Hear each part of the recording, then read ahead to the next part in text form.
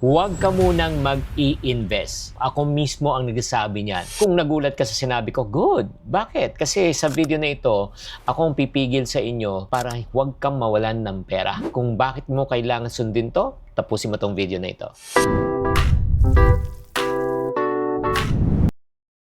Hi there, this is Chinkitan, your pambansang wealth coach. Nako, alam ko, lahat kayo, nanonood kayo sa social media at maraming nagsasabi, mag-invest ka, start early, money should work for you instead of you working for money. At totoo naman yun. Pero, may isa akong tanong. Handa ka na ba talagang mag-invest? Mentally, emotionally, financially, ready? Hindi ko tinatanong kung may pera ka, ha? Ang tinatanong ko kung handa ka na ba talaga. Alam mo, maraming tao po excited mag-invest, lalo na kung may nakita silang video tungkol sa stocks, crypto, REIT o mutual funds. Gusto nila magsimula. Pero ang gusto ko lang sabihin sa inyo, hindi lahat ng excited ay handa. Malaking pagkakaiba ng dalawa. Mas mabuti na mag-delay ka ng konti kaysa magmadali ka pero mawawala ang pinaghirapang mong pera. Kasi may mga tao na imbis na kumita sa investment, nalulugi sila. At alam mo kung ano ang iniisip nila, ay kasi pag nalugi na, ay pangit talaga investment, it's not for me. Ay, mali yata yung kumpanya ko. Kasi na-scam ako kasi nalugi ako. Minsan, oo. Investment is not the problem. The investor is the problem. Kasi malaking pagkakaiba yun.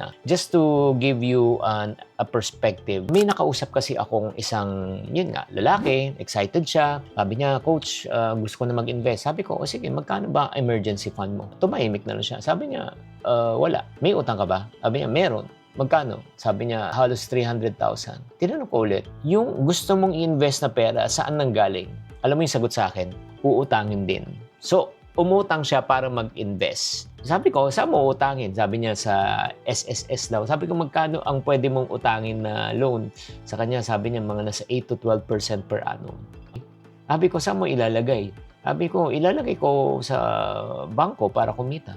Nung pinakita ko sa kanya computation, magkano pwede mong kitain sa bangko? Let's say 1% before tax. Magkano uutangin mo? 8% to 12. So, 8 positive 1, kung positive 1 man, negative ka. Nung pinakita ko sa kanya, medyo ganun po ba yun? Akala ko kasi pagka pinapalago mo yung pera sa bangko o sa investment o na yun. Nako, pansin mo ba, kapag nalugi ang isang tao, madalas ang unang sinisisi ay yung investment, yung market, yung company. Pero bihira lang na sabihin sa sarili na, wala na ba talaga akong pumasok? No, pinag-aralan ko ba talaga to? Alam ko ba talaga to? Kahit sa pinakamagandang investment, alam mo, kung hindi mo alam ang ginagawa mo, maniwala ka, malulugi ka. Doon niya na-realize na hindi lang sapat pala ang salitang palaguin ko ang pera. Kailangan maintindihan mo muna bago mong pasukan. O magkano ang magiging risk mo, factor mo kung nagkamali ka. At napakahalaga, huwag na huwag kang mangungutang para mag-invest. Tinanong ko nga ginawa mo na ba yun? Opo. Kailan mo na, 6 na buwan na. So, nung kinumpute namin, 6 na buwan na siya nalulugi. Hindi dahil na-scam siya, hindi dahil pangit ang investment. Nalugi siya dahil hindi niya alam at di siya handa. Sino sa inyo mga guilty dito? Investment in reality does not create discipline. Investment only reveals discipline.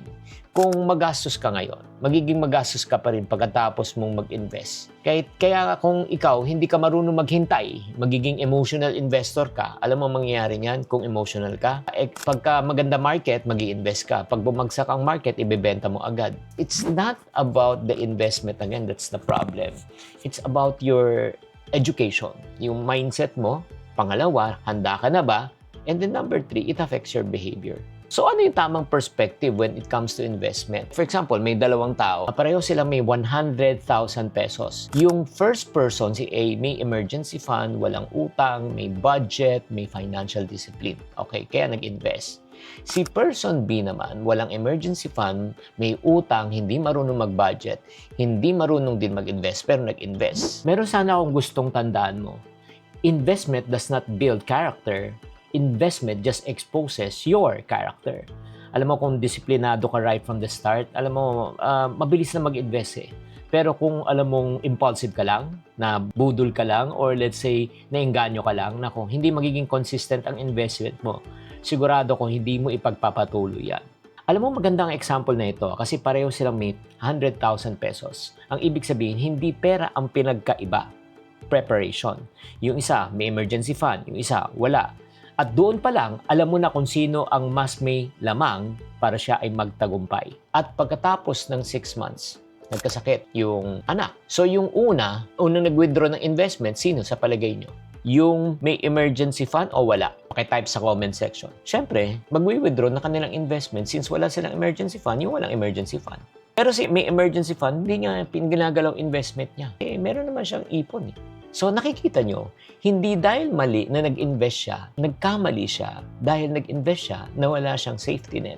Nag-invest siya na wala siyang emergency fund. Unfortunately, nung binenta nga niya yung part na yun, yung kanyang investment, palugi nun during that time. Nalugi yata siya ng 20%. Kaya imbis na kumita, nalugi pa. Ang investment po ay parang nagtatanim ka ng mangga. Hindi ka nagtanim ngayon, bukas aani ka. Pagka nagtanim ka, you have to look at least mga 7 years. Kasi pagka ang ginawa mo, pag nag-invest ka at ine-expect mo nakikita agad, araw-araw, hinihila mo yung halaman. Ano sa palagay niyo mangyayari sa halaman? Nako, mababansot, mamamatay ang puno. Ganito rin ang investment. Maraming tao kasi yun ang concern yung gusto talaga yung instant result. Parang nagtanim ngayon pero gusto niyang umani bukas. Ang investing po ay hindi po ganun. Pag nagtatanim po kayo, it will take really time. 5 years, 10 years, 15, even sometimes 20. Kaya alam mo, panalo talaga sa mga investors, yung mga tunay na talagang kikita, yung may pasensya at willing maghintay. Kailangan talaga ng panahon. Paano ka nga maghihintay kung wala kang emergency fund? Di ba? Saan mo hugutin? Never invest pag wala kang emergency fund. Bago ka mag-invest, answer these following questions. Number 1, may emergency fund ka na ba? Check. Meron. Consistent ba ang income mo? May cash flow ka ba? Check. Number 3, may budget ka ba? Okay. Check. Number 4, controlled ba impulse buying mo? Check. Number 5, kapag bumaksak ba investment ko, bebenta ko ba agad? Gagalawin ko ba agad? Sabi mo, no. O di, check. So, ang question lang, yung titignan mo dito, kung marami kang check dito, ang ibig sabihin po niyan, pwede ka na mag-invest. Pero pag sinabi mo, ay naku, napalagay ko sa mga question mo, wala akong emergency fund, wala akong consistent income, hindi pa ako marunong mag-budget. Kapag bumagsak yung investment ko, bebenta ko kasi kailangan ko ng pera. It is not yet your time. At kung napansin mo na marami ka pang hindi na-check, alam mo, huwag ka ma-discourage. What does it mean? Ang ibig sabihin niyan, hindi ka pa ready to become ang investor. Ang ibig sabihin niyan, kailangan pag-aralan mo muna. Ang ibig sabihin niyan, palakasin mo muna ang pundasyon bago ka mag-umpisa. Again, hindi kita pinipigilan mag-invest, pero pinipigilan ko yung mga taong hindi pa handa mag-invest. Sana naman na challenge kayo dito. Kaya nga, I want to challenge you. Ngayong araw, huwag ka na mag-download muna ng investment app. Ang gawin mo, buksan mo muna yung bank account mo. Tingnan mo muna, may emergency fund ka ba? Kung wala, yan ang unang investment na gagawin mo. Kasi once you have an emergency fund, just in case something happens, meron sasalo sa'yo, so meron kang peace of mind. Nagustuhan ko itong challenge. Alam mo, huwag kang magda-download ng investment app, ha? Buksan mo muna yung bank account mo, tignan mo muna, tanungin mo sarili mo, may emergency fund ka ba? Kasi sa totoo lang, ang unang na investment ay hindi yung stock market or yung bibilin mong investment. Ang unang investment mo is to secure that you are financially ready and capable. Kaya gusto ko kayong iwanan ng simpleng prinsipyo. Hindi lahat ng mga taong may pera ay handang mag-invest. Ang mga taong handang mag-invest, yung nag-aral, at the same time, alam kung anong gagawin. Kaya huwag mong unahin ng excitement. Unahin mo muna ang paghahanda at kapag handa ka na, that's the time you take the risk. Ngayon, gusto ko marinig ang sagot nyo kung bibigyan kayo ng 100,000 pesos ngayon. Anong unang gagawin mo? Based on the information that I gave you, magbabayad ka ba ng utang? O bubuo ka ng emergency fund or ibang sagot mo. I-comment mo na lang sa baba at sabihin mo sa akin kung bakit. At babasahin ko yung mga sagot nyo. At kung gusto nyo pa ng mga content na ganito, na hindi lang nagbibigay ng financial tips, pero yun nga, I'm challenging the way you think. Na pumipigil talaga sa maraming Pilipino na umaasenso dahil nga sa wrong way of thinking. Kaya mag-subscribe ka na sa channel na ito. Kung gusto mo magkaroon din ng mga tao makakasabay mo sa financial journey, by the way, you can join my community. Mas masarap matuto, di ba? Pag umaasenso tayo together, may accountability partner together.